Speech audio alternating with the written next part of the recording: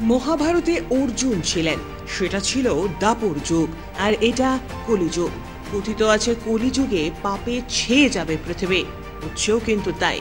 তবে আসার কথা এই ঘোর কলিকালেও কিন্তু রয়েছেন এক অর্জুন, অর্জুন সিং, প্রাক্তন সাংসদ, অন্যায়ের বিরুদ্ধে আপোষহীন সংগ্রামী। এককালে তৃণমূলে ছিলেন ঠিকই, কিন্তু অন্যায়ের বিরুদ্ধে আপোষ আর অর্জুন সিং, এই দুটি ব্যাপার এক মেরুতে থাকা কার্যত সম্ভব নয়। তাই থাকতে পারেননি, দল ছেড়ে বেরিয়ে যোগ দিলেন বিজেপিতে। দুর্নীতির বিরুদ্ধে লড়াই গতি পেল। গেরুয়া শিবিরের শুভেন্দু অধিকারী, সজল ঘোষ, কৌস্তব বাগচিদের মতো অর্জুনও লড়াই করেন সামনে থেকে, প্রথম সারিতেই। আরজিকর কাণ্ডে তিনি গোড়া থেকেই সরব। বিজেপির ধর্ণা মঞ্চে বক্তব্য রাখতে উঠে তিনি মুখ্যমন্ত্রী মমতা বন্দ্যোপাধ্যায়ের পদত্যাগও দাবি করলেন। একই সঙ্গে তার অভিযোগ, এই ঘটনায় মমতার অতি ঘনিষ্ঠ কেউ জড়িত থাকতে পারে। এক দফা এক বা দফা এক দাবি এক, মমতা ব্যানার্জি পদত্যাগ। হয়তো আলাদা আলাদা ভাবে আলাদা আলাদা লোক, আলাদা আলাদা সংগঠন, তারা নিজের হিসাবে তারা অনেকগুলো ডিমান্ড রাখছেন, ডক্টররা রেখেছেন। কিন্তু 1 মাস 2 দিন ধরে একটা আন্দোলন চলছে। সেই আন্দোলনকে প্রথম দিন থেকে ভেঙে দেওয়ার চেষ্টা রাজ্যের মুখ্যমন্ত্রী মাননীয় মমতা ব্যানার্জি করছেন। ফার্স্ট স্টেপ থেকে আপনি দেখুন, প্রথম দিন থেকে আমি যারা যে বক্তারা যে কথাটা বলে গেছেন আমি তার পুনরাবৃত্তি করছি না, কিন্তু ফার্স্ট ডে থেকে, প্রথম থেকে একটা কাকে বাঁচাবার চেষ্টা করছেন, কাকে বাঁচাবেন এটা নিয়ে অনেক রকম সোশ্যাল মিডিয়াতে আলোচনা হচ্ছে, অনেক রকম কথা উঠছে। কিন্তু যতদিন ধরে মমতা ব্যানার্জিকে আমরা চিনি, উনি একটা জিনিস বুঝতে পেরেছেন যে উনি নিজের কাছে লোক না থাকলে, উনি নিজের বাড়ি লোক না থাকলে যে কোনো লোককে বলির পাঠা উনি করে দিতেন। কিন্তু নিশ্চিতভাবে এই ঘটনার সঙ্গে কোনো না কোনো উনার পার্সোনাল লোকটা জড়িত আছে। কেউ সন্দীপ ঘোষের কথা বলছে, কেউ অসীম দাসের কথা বলছে। সুপ্রিম কোর্টের রাজ্যের পক্ষের আইনজীবী কপিল সিব্বলের ভূমিকা নিয়েও সরব হলেন অর্জুন। রাজ্য সরকারের বিভিন্ন অনৈতিক কাজকর্ম থাকতে বারবার সুপ্রিম কোর্টে কপিল সিব্বলই রাজ্য সরকারের মুখ, অর্থাৎ প্রতিনিধি। এর পিছনে কি রহস্য, প্রশ্ন অর্জুনের। রাতারাতি সুমোটো একটা মামলা সুপ্রিম কোর্ট নিয়ে নিল।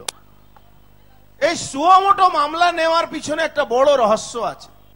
ওই রহস্যটা হলো কপিল সিব্বল একদিনের মধ্যে 10 কোটি টাকা খরচ করে মমতা ব্যানার্জি 21 জন বড় বড় লয়ারকে রাখছেন। এই কপিল সিব্বলটাকে আজকে যদি বিগত ইতিহাস দেখবেন, যতগুলো মামলা মাননীয় চিফ জাস্টিস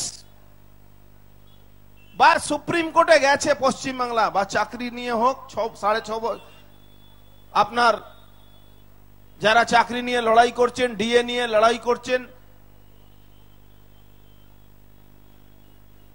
ভাইপো ব্যানার্জি, কয়লা ব্যানার্জিকে বাঁচাবার জন্য যে কোর্টের মামলাগুলো আছে, সবটাকে সুপ্রিম কোর্ট একটা কায়দা করে ঝুলিয়ে ঝুলিয়ে রাখছে। কে এই রহস্যের পিছনে কে আছে? কারা এই লোকটাকে বাঁচাচ্ছে? সরাসরি না বললেও ঘুরিয়ে এদিন কিন্তু এক মারাত্মক অভিযোগ করলেন প্রাক্তন এই সাংসদ। রাজ্যে বাম তৃণমূল সেটিং এর অভিযোগ। আরজিকর কাণ্ডে চতুর্দিকে মানুষের স্বতঃস্ফূর্ত আন্দোলনে বামেদের ভূমিকা নিয়ে প্রশ্ন তুললেন তিনি। যখনই পশ্চিমবাংলায় মানুষ, যখন সবাই জানে, সবাই বুঝে মানুষ তৃণমূল কংগ্রেসের বিরুদ্ধে, কিন্তু হঠাৎ যখন ভোট হচ্ছে তখন দেখবেন এই কিছু লোক যারা সকল নিজেকে বামপন্থী বলে তারা নো ভোট টু বিজেপি করে ভোটগুলোকে ভাগ করে দেয়। এখন দেখবেন হঠাৎ 27 তারিখের যখন নবান্ন অভিযান হয়েছিল, আমাদের পশ্চিমবাংলার ছাত্ররা আন্দোলন করেছিল, আমরা সমর্থন করেছিলাম। সিপিএম তার বিরোধিতা করেছিল। সিপিএম বিরোধিতা করে ব্যাকফুটে চলে গেছিল। নবান্ন আন্দোলনটাকে ব্যাপকভাবে মানুষের সাড়া পেয়েছিল। মমতা ব্যানার্জি সেদিন ভয় পেয়েছিলেন। রাস্তায় গার্ডার ওই কন্টেনার রেখে দেওয়া হয়েছিল, হাজার হাজার পুলিশকে ওখানে ব্যবস্থা করা হয়েছিল।